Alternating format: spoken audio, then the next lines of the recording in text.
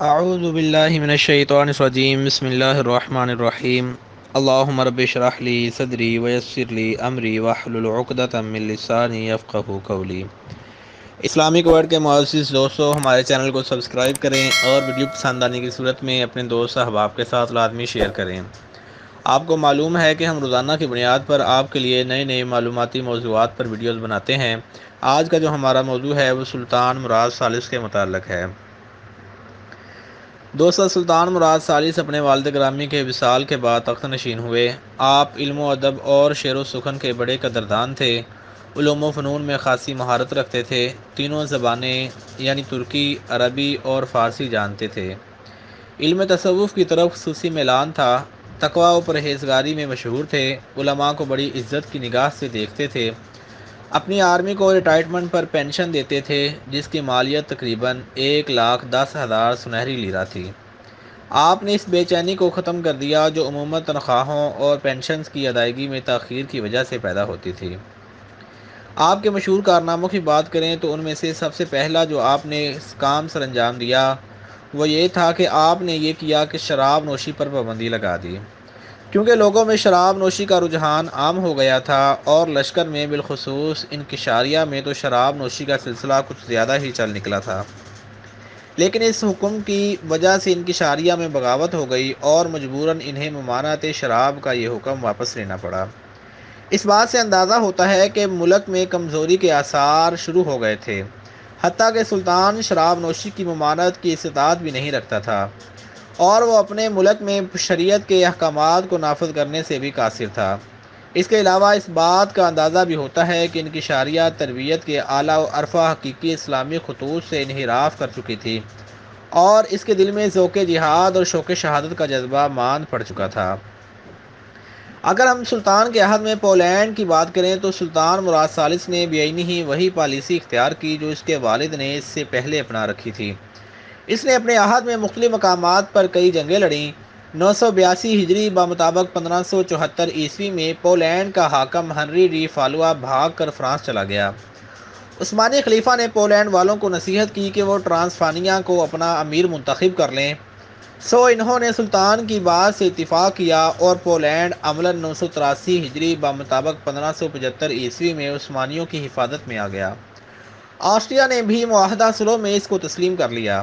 یہ معاہدہ 984 ہجری بمطابق 1576 عیسوی میں ہوا اور اس کی مدت 8 سال مقرر ہوئی۔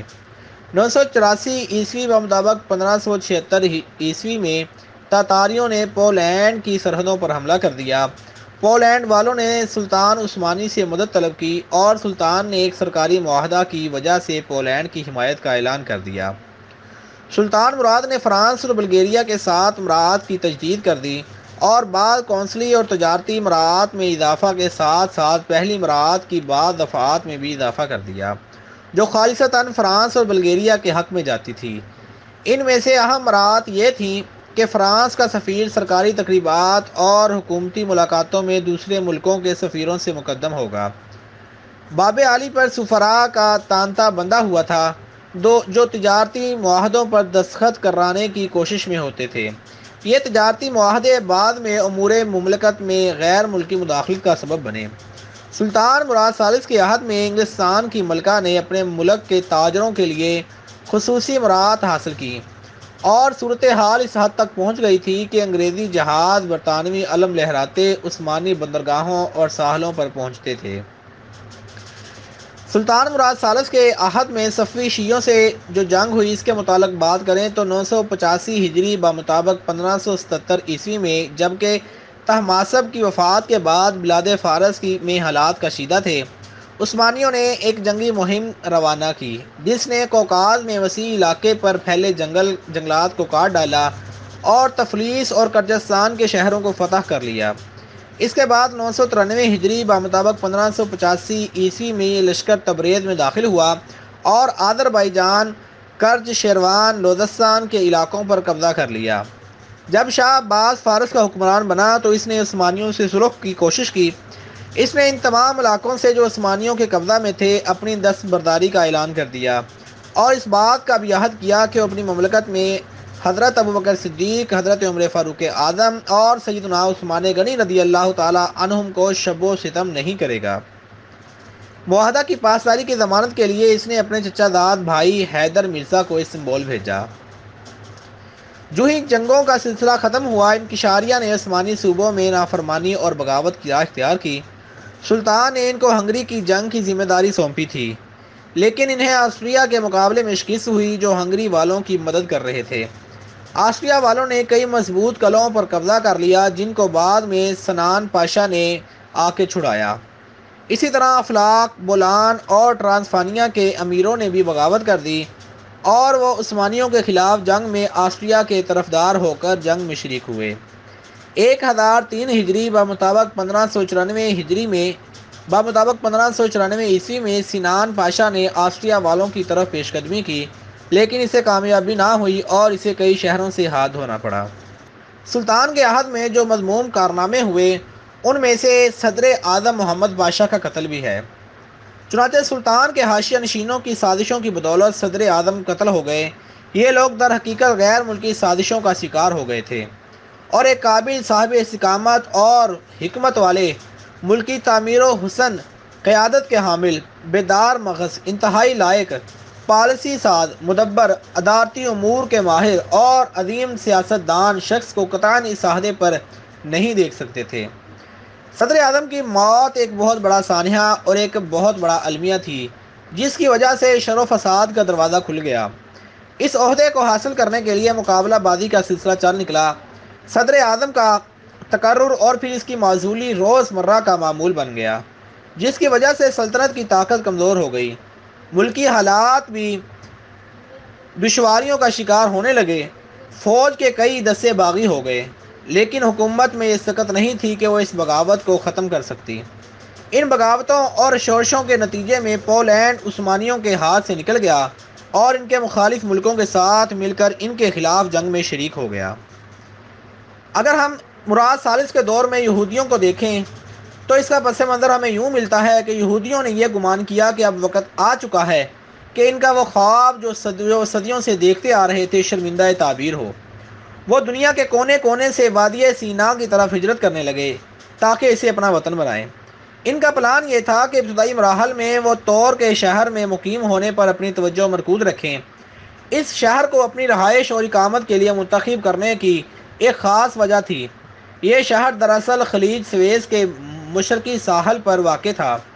اس میں ایک ایسی بندرگاہ بھی تھی جہاں تجارتی جہاز لنگر انداز ہو سکتے تھے۔ یہاں جدہ، عقبہ اور قلزم سے آ کر جہاز لنگر انداز ہوتے تھے۔ اس کے علاوہ اس شہر کو قاہرہ اور برما سے ایک خشکی کا راستہ بھی ملاتا تھا جس پر قافلے ہمہ وقت رواں دواں رہتے تھے۔ اس طرح یہودیوں کے لیے یہاں بیرونی طاقتوں سے تعلقات پیدا کرنا اور روابط رکھنا بہت آسان تھا۔